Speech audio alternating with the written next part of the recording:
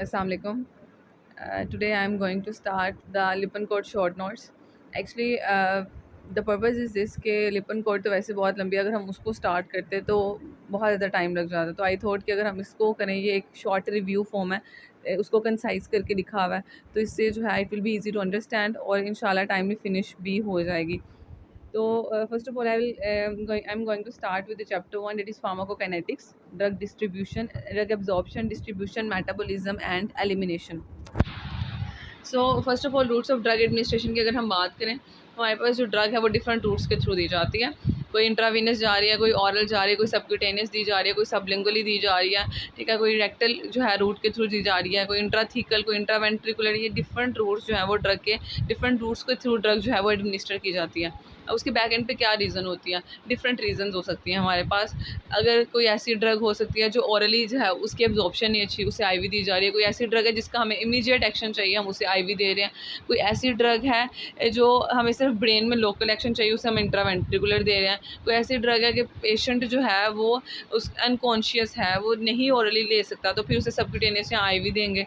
इस तरह से. या कोई ऐसी ड्रग है जो फॉर्मुलेट ही इस तरह होती है कि उसकी जो एक्वियस सोलेबिलिटी है वो बहुत अच्छी है, और वो जो है उसे हम आईवी देंगे, बिकॉज जो ब्लड है उसके अंदर वो अच्छी जो है वो सोलेबलाइज हो जाएगी. इस तरह कुछ ऐसी ड्रग है जो एक्सिपिएंट के साथ इनकम्पैटिबिलिटी होती है, इसकी फॉर्मुलेशन जो है वो डिपेंड करती है कि वो फॉर्मुलेट ही नहीं होती इस तरह की ऑरली दी जाए, ठीक है, वो डिस्ट्रॉय हो सकती है. अगर हम लोग बात करें जैसे कोई हमारे पास प्रोटीन्स इन नेचर होती हैं, वो पेप्टाइडेजेस वगैरह से, एंजाइम से डिस्ट्रॉय हो सकती हैं. कोई ऐसी ड्रग है जो एसिड जो है उससे डिस्ट्रॉय हो सकती है. इस तरह उन डिफरेंट फैक्टर्स को कंसिडर करते हुए डिफरेंट जो ड्रग्स हैं वो डिफरेंट रूट्स के थ्रू एडमिनिस्टर की जाती हैं, डिफरेंट जो है वेज के थ्रू फॉर्मुलेट की जाती हैं.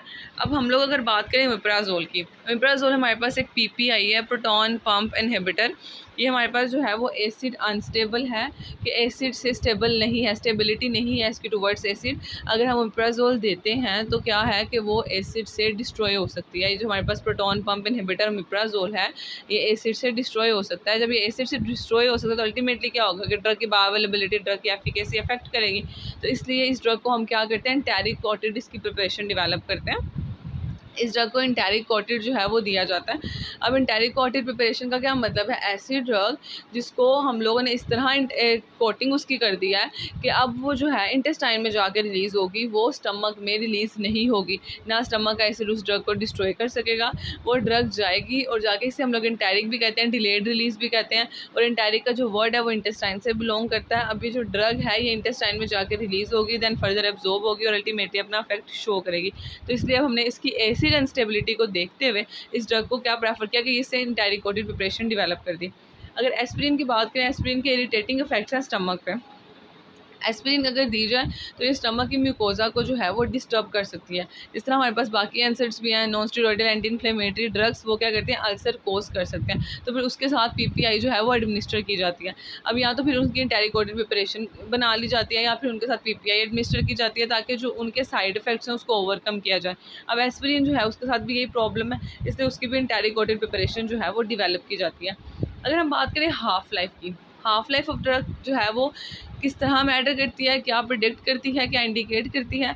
जो हमारे पास ड्रग की हाफ लाइफ होती है एक्चुअली वो हमें एक इंडिकेटर प्रोवाइड करती है कि जो फ्रीक्वेंसी है डोजिंग फ्रीक्वेंसी वो कैसी होनी चाहिए. लाइक एक ड्रग है, अगर हम उसे दिन में एक दफ़ा दे रहे हैं तो क्यों दे रहे हैं, दिन में 3 दफ़ा दे रहे हैं तो क्यों दे रहे हैं. बैक एंड पे जो एक रीज़न है वो ये उसकी हाफ़ लाइफ एक इंपॉर्टेंट पैरामीटर है. और भी फैक्टर्स हैं वो भी कंसिडर होते हैं, लेकिन हाफ़ लाइफ जो है वो एक मेजर पैरामीटर है जो ये प्रिडिक्ट करता है कि जो ड्रग है उसको दिन में कितनी दफ़ा दिया जाए. बिकॉज हाफ़ लाइफ वो टाइम होता है जिसके बाद जो हाफ़ ड्रग है वो बॉडी से एलिमिनेट हो जाती है. अब जिस ड्रग की हाफ लाइफ बहुत शॉर्ट है तो उसको दिन में 3 से 4 दफ़ा देना पड़ रहा है, उसकी फ्रीक्वेंसी ऑफ डोजिंग जो है वो ज़्यादा है. अगर जिसकी हाफ लाइफ अच्छी है, 12 घंटे है, 15 घंटे है, उसे दिन में एक दफ़ा भी देंगे तो अपना इफेक्ट शो करती रहेगी सारा दिन. अब यहाँ पे अगर हम बात करें, half life of morphine is 2 to 4 hours, 2 से 4 घंटे है सिर्फ half life of morphine. Oral morphine need 6 times in 24 hours, 24 घंटे में 6 मरतबा ज़रूरत पड़ेगी. अगर आप चाह रहे हो कि आप कॉन्स्टेंटली जो है वो पेन इनहिबिट रहे और पेशेंट जो है उसका पेन से रिलीफ रहे, तो वो दिन में 6 मरतबा जो है ना वो 24 घंटे में मॉर्फिन दी जाएगी। अब उस केस में क्या होगा, पेशेंट की बहुत इनकन्वीनियंस होगी, पेशेंट कंप्लाइंस नहीं रहेगा, पेशेंट थेरेपी के साथ अडेयर नहीं रहेगा, पेशेंट को दिन में 6 मरतबा जो है वो दवाई देनी पा रही है। तो क्या होगा, इसलिए इस चीज़ को ओवरकम करने के लिए क्या किया, एक्सटेंडेड रिलीज प्रिपरेशन डेवलप कर दी कि हम लोग उन ड्रग्स की, जो इन ड्रग्स की हाफ लाइफ शॉर्ट होती है, उनकी एक्सटेंडेड रिलीज फॉर्मुलेशन डेवलप कर लेते हैं।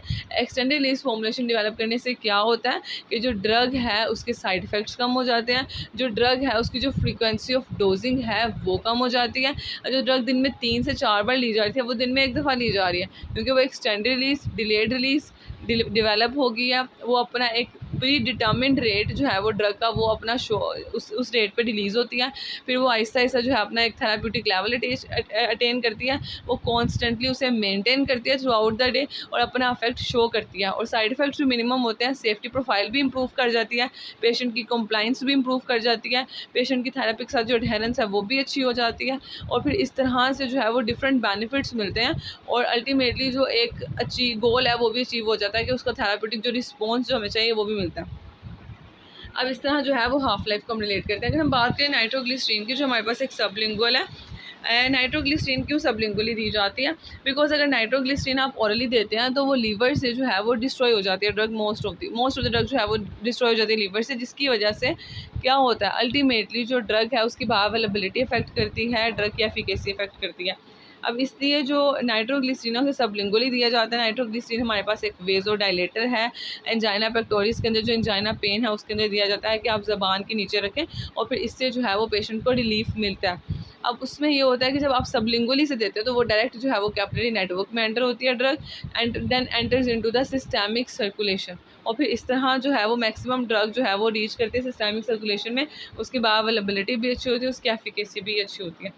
अब एट्राक्यूरियम एक्चुअली एक न्यूरोमस्कुलर ब्लॉकर है, और ये आईवी एडमिनिस्टर किया जाता है। क्यों आईवी एडमिनिस्टर किया जाता है, बिकॉज इसकी एब्जॉर्प्शन ऑरली नहीं अच्छी है, नॉट एब्जॉर्ब्ड ऑरली। जब कोई ड्रग ऑरली एब्जॉर्ब ही नहीं हो रही है, एंटर ही नहीं होगी ब्लड स्ट्रीम में, अपना एक्शन ही नहीं परफॉर्म करेगी, तो उस ड्रग का कोई बेनिफिट ही नहीं होगा, तो इसलिए उस ड्रग को आईवी एडमिनिस्टर किया जाता है। आईवी बोलस की अगर हम बात करें, अगर एक आप injection at a time administer करते हैं तो उसे हम कहते हैं आईवी बोलस, कि एक full amount of the drug जो है ना वो एडमिनिस्टर्ड हो गई है, इमीडिएटली सिस्टेमिक सर्कुलेशन में डिलीवर हो गया। आईवी इन्फ्यूजन की बात करें तो आईवी इन्फ्यूजन जो है वो आईवी रूट के थ्रू इन्फ्यूज़ की जाती है ड्रग, मतलब ड्रॉप्स पर मिनट के हिसाब से जो है इन्फ्यूजन जा रही होती है माइक्रोब्यूरेट के अंदर, कि इतने ड्रॉप्स हैं वो पर मिनट के हिसाब से इन्फ्यूज़ हो रहे हैं, वो तकरीबन जब तक इन्फ्यूजन लगती है तब तक जो है वो पेशेंट को उस ड्रग का इफेक्ट आता रहता है। अब आईवी इन्फ्यूजन अगर हम बात करें, एक एग्जांपल फॉर एग्जांपल अगर कोई जीआई ब्लीडिंग का पेशेंट है, गैस्ट्रोइंटेस्टाइनल ब्लीडिंग का पेशेंट है, अब उसके केस में ओमिप्राजोल जो हमारे पास प्रोटॉन पंप इनहिबिटर है उसको कॉन्टीन्यूस उसकी इन्फ्यूजन जा रही होती है, कॉन्टीन्यूस ड्रॉप्स मिनट के हिसाब से जो है ओमिप्राजोल इन्फ्यूज़ की जाती है, बिकॉज के पेशेंट जो है उसकी जो जीआई ब्लीडिंग है वो सीवियर ना हो, उसको ओवरकम किया जाए, उसको प्रिवेंट किया जाए, इस तरह जो है वो उसकी इन्फ्यूजन जा रही होती है। तो ये नीड पे डिपेंड करता है कि पेशेंट की कंडीशन क्या है, उसके अकॉर्डिंग जो है वो आईवी इन्फ्यूजन जाती है। अगर हम डिपोर्ट प्रिपरेशन की बात करें तो ऐसी प्रिपरेशन जो सस्पेंशन फॉर्म में होंगी, किसमें नॉन एक्वेस व्हीकल में, यानी कि जिनकी लिपिड सोलेबिलिटी अच्छी होती है नॉन एक्वेस व्हीकल के अंदर, जैसे कि पॉलीथिलीन ग्लाइकोल हो गया। इसमें हमारे पास कौन सी ड्रग्स आते हैं, एरिथ्रोमाइसिन है, हेलोपेरिडोल है, हेलोपेरिडोल एक एंटीसाइकोटिक और न्यूरोलेप्टिक ड्रग है, मेड्रोक्सी प्रोजेस्टेरोन है जो कॉन्ट्रासेप्टिव है। ये जो ड्रग्स जिनकी डिपोर्ट प्रिपरेशन जो होती है ना, इन ड्रग की जो सस्पेंशन है वो एक नॉन एक्वेस व्हीकल जैसे कि पॉलीथिलीन ग्लाइकोल में बनाई जाती है, फिर ये जो ड्रग है ये आहिस्ता आहिस्ता स्लोली रिलीज़ होती है, देन अल्टीमेटली जो है वो अपना एक्शन एक प्रोलॉन्ग ड्यूरेशन ऑफ एक्शन तक जो है वो शो करती है, ड्यूरेशन ऑफ टाइम तक शो करती है। डीपोर्ट प्रिपरेशन सबक्यूटेनियस की अगर बात करें तो सबक्यूटेनियस भी हमारे पास जो है वो हम लोग सबक्यूटेनियस जो ड्रग देते हैं इसका जो इफेक्ट होता है ये आईवी रूट से स्लो होता है, यानी कि आईवी रूट जो मोस्ट इमीडिएट इफेक्ट शो करता है वो आईवी बोलस। अब लेकिन जो हमारे पास सबक्यूटेनियस है उसका जो एक्शन है वो स्लोअर देन आईवी होता है, और ऐसी ड्रग्स जो हिमोलिसिस कर सकती हैं या थ्रोम्बोसिस के चांसेस हो सकते हैं तो उसको हम आईवी के बजाय प्रेफर करते हैं कि सबक्यूटेनियस जो है ना रूट के थ्रू दें, फिर वो ड्रग सिंपल डिफ्यूजन के थ्रू जो है वो ड्रग डिफ्यूज़ होती है और फिर स्लोली रिलीज़ होती है। अल्टीमेटली जो है ये भी एक्सटेंडेड ड्यूरेशन ऑफ एक्शन तक जो है ड्यूरेशन तक अपना एक्शन परफॉर्म करती है। इसमें हमारे पास एपिनेफ्रिन है, लिडोकेन है, इंसुलिन है। इंसुलिन सबक्यूटेनियस भी दी जाती है, इंसुलिन आईवी भी दी जाती है। रेगुलर इंसुलिन जो है वो आईवी दी जाती है इमरजेंसी कंडीशन के अंदर। ये डिपेंड करता है नीड पे, लेकिन इंसुलिन ऑरली नहीं दी जाती बिकॉज इंसुलिन हमारे पास पेप्टाइड है, प्रोटीन इन नेचर है, डिफरेंट एंजाइम्स जो है वो उसको डिस्ट्रॉय कर सकते हैं जीआई ट्रैक्ट में, इसलिए इंसुलिन हेपारिन ये सबक्यूटेनियस रूट के थ्रू जो है वो प्रेफर किए जाते हैं देने में।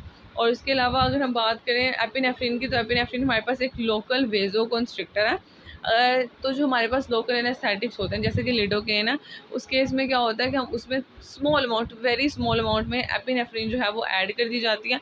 उससे ये होता है कि हम चाह रहे हैं लोकल इफेक्ट। अब जब लोकल एनेस्थेटिक आप देते हैं तो उससे लोकल इफेक्ट मिले, स्मॉल अमाउंट ऑफ वेजो कंस्ट्रिक्टर क्या करते हैं, वेजो कंस्ट्रिक्शन करके ना जो ड्रग है उसकी मूवमेंट को थोड़ा रिस्ट्रिक्ट कर देता है कि वो आगे मूव ना करे different sides of the body में, तो वो अल्टीमेटली वहाँ पे रह के जो है ना अपना मैक्सिमम एक्शन परफॉर्म करे और जो पेशेंट को मैक्सिमम लोकल इफेक्ट मिले।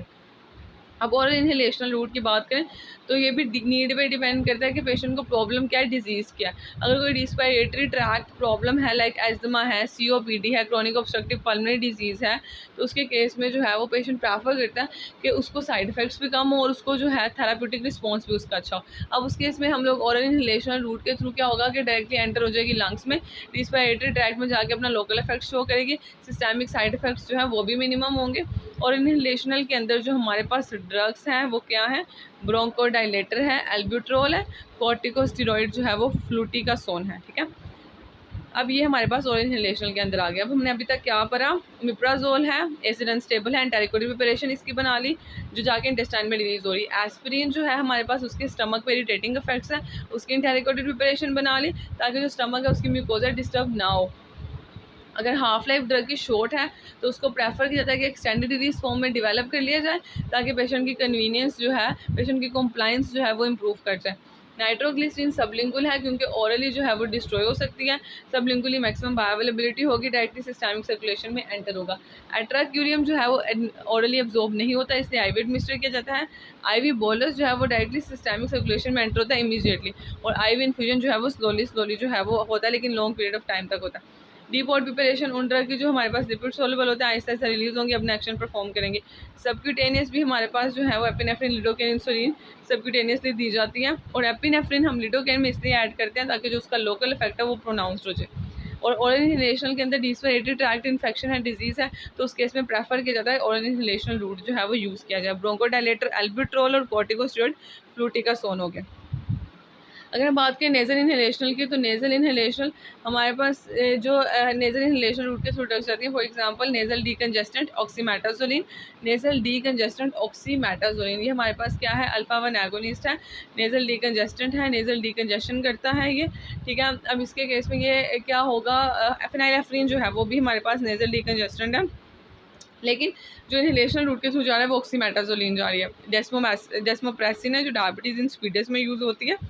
डायबिटीज़ इंसिपिडस एक्चुअली एक ऐसी कंडीशन है जिसके अंदर हमारी बॉडी के अंदर जो एंटी डायूरेटिक हार्मोन होता है जिसे हम वैसोप्रेसिन भी कहते हैं, उसकी डेफिशिएंसी हो जाती है। और वैसोप्रेसिन और एंटी डायूरेटिक हार्मोन का जो काम है वो क्या है, उसने रीअब्जॉर्प्शन करनी होती है वाटर की, और एक प्रॉपर बैलेंस मेंटेन होता है यूरिनेशन में कि कितनी यूरिनेशन हो रही है और किस तरह वाटर रीअब्जॉर्ब हो रहा है। अब जब उस एंटी डायूरेटिक हार्मोन की डेफिशिएंसी हो जाएगी तो वाटर की रीअब्जॉर्प्शन नहीं होगी। जब वाटर की मैक्सिमम रीअब्जॉर्प्शन नहीं होगी तो अल्टीमेटली वाटर जो है वो यूरिन के थ्रू एलिमिनेट होगा, तो यूरिनेशन ज़्यादा हो जाएगी, यूरिनेशन फ्रीक्वेंसी जो है वो ज़्यादा हो जाएगी।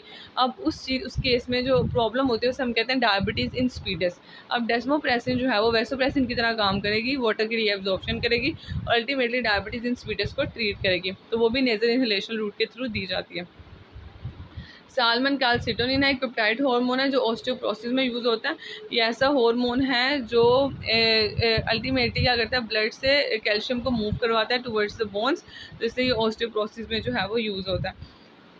इंट्राथीकल और इंट्रावेंट्रिकुलर की बात करें तो ऐसी ऐसी जो ड्रग्स होती हैं लाइक जिनकी लिपोफिलिसिटी इतनी अच्छी नहीं होती, जो ब्लड ब्रेन बैरियर से अफेक्टिवली क्रॉस नहीं कर पाती, या फिर हम लोगों वी वांट कि हम सिस्टेमिक साइड इफ़ेक्ट्स जो हैं वो उन ड्रग के ज़्यादा ना हो, मिनिमम सिस्टेमिक साइड इफ़ेक्ट्स हो, तो फिर हम उन्हें प्रेफर करते हैं कि वो डायरेक्टली जो है वो ब्रेन में एडमिनिस्टर किए जाएँ ताकि उनका लोकल इफेक्ट आए और with minimum systemic side effects. तो उस केस में क्या होगा, इंट्रावेंट्रिकुलर रूट यूज़ कर लेंगे।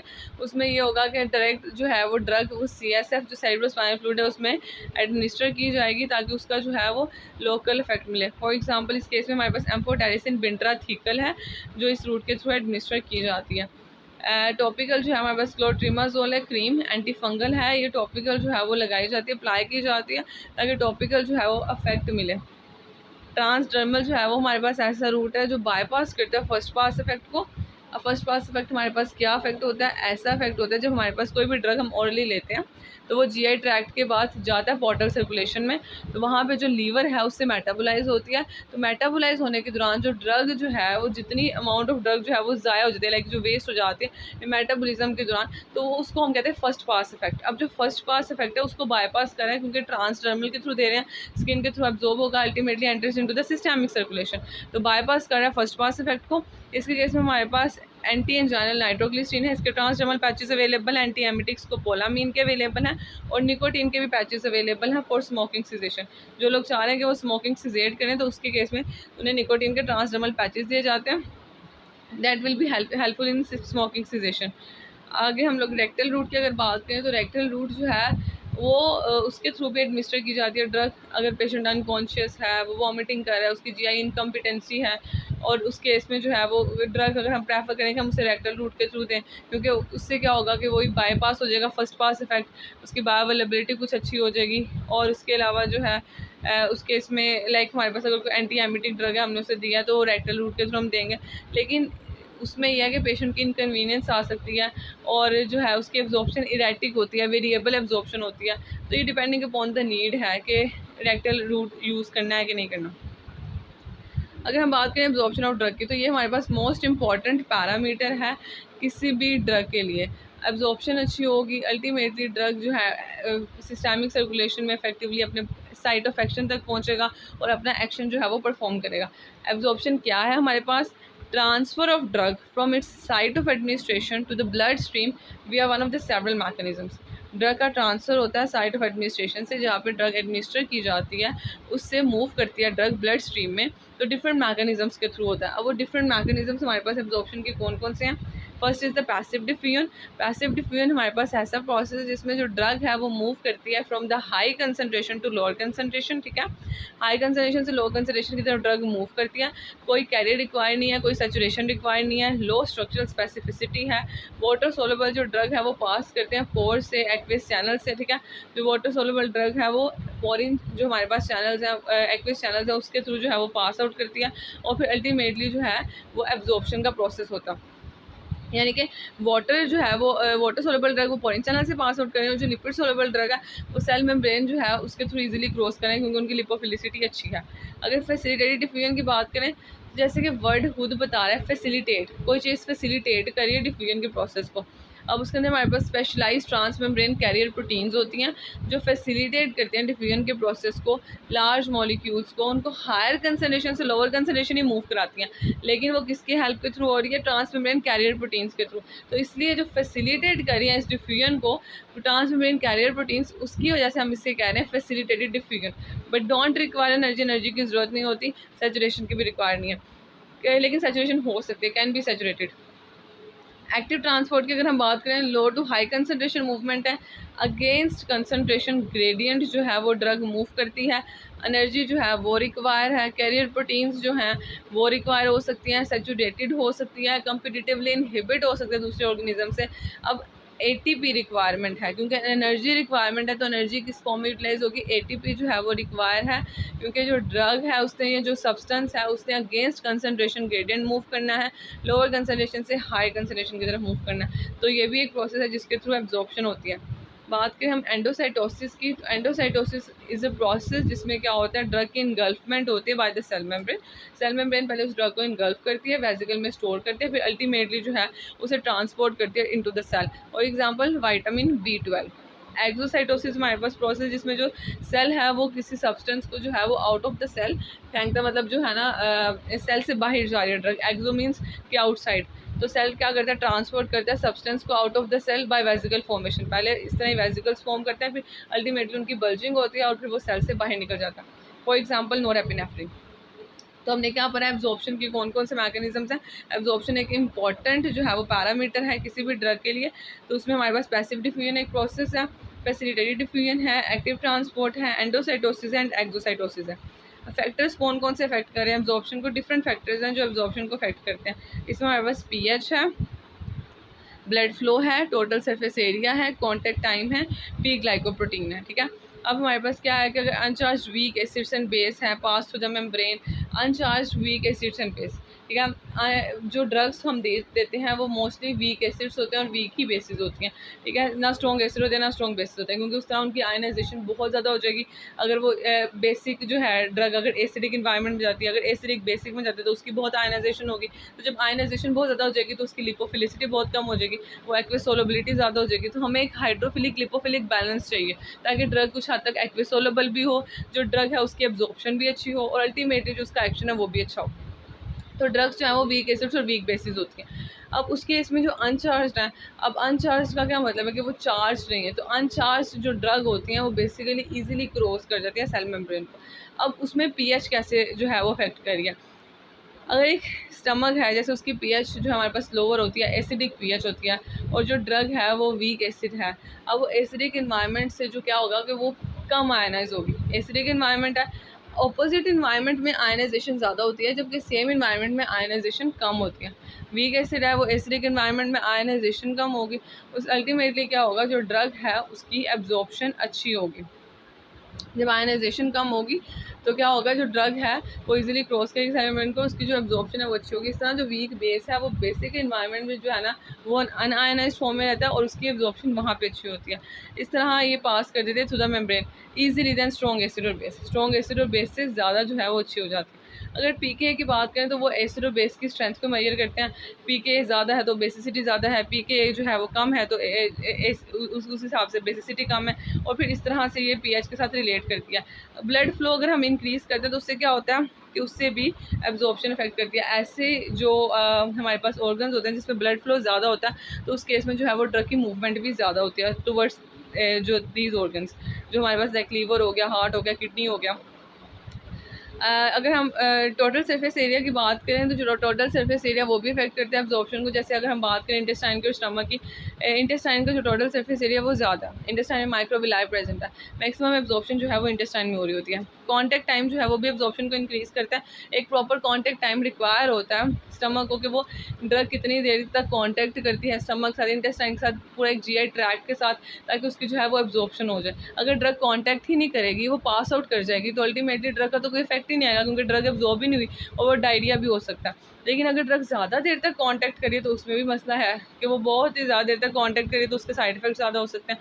तो इसलिए एक प्रॉपर कॉन्टैक्ट टाइम रिक्वायर है ताकि ड्रग की एब्जॉर्प्शन मैक्सिमम हो सके और उसका इफेक्ट अच्छा है।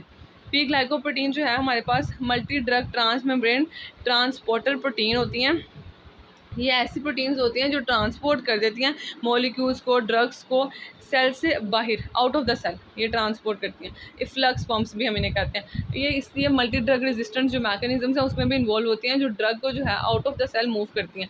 अब डिक्रीज जो है वो ड्रग एब्जॉर्प्शन कहाँ होती है, इन एरियाज ऑफ हाई एक्सप्रेशन, जहाँ पे जो पी ग्लाइकोप्रोटीन है उनका एक्सप्रेशन ज़्यादा होता है, उसमें जो है एब्जॉर्प्शन ड्रग की कम होगी क्योंकि वो ड्रग को आउट ऑफ द सेल जो है वो इफ्लक्स कर रही होती हैं ड्रग का। ये हमारे पास जो है वो पैरामीटर्स हो गए। अब हम जो है नेक्स्ट लेक्चर में बायोअवेलेबिलिटी और फर्दर जो डिस्ट्रीब्यूशन एलिमिनेशन वगैरह इंशाल्लाह डिस्कस करेंगे। काइंडली आप लोग मुझे रिस्पॉन्स ज़रूर कीजिएगा, आप लोगों को समझ आई है नहीं आई है, मुझे कहाँ पे इम्प्रूवमेंट की ज़रूरत है, क्योंकि ये मैंने आप लोगों के लिए सीरीज़ स्टार्ट किया। अगर आप लोगों को समझ आ रही है तो मैं इसको कंटिन्यू करूँगी, वरना फिर मुझे भी कोई बेनिफिट नहीं है इस चीज़ को कंटिन्यू करने का। और उसके अलावा प्लीज़ मेरे चैनल को सब्सक्राइब कीजिएगा, वीडियो को भी लाइक कीजिएगा, शेयर कीजिएगा और मुझे रिस्पॉन्स कीजिएगा। Your response is very worthful for me, so please kindly response कीजिएगा। और कोई भी क्यूरी हो तो मुझे कमेंट सेक्शन में कमेंट कीजिएगा। Thank you so much. अल्लाह हाफ़िज़।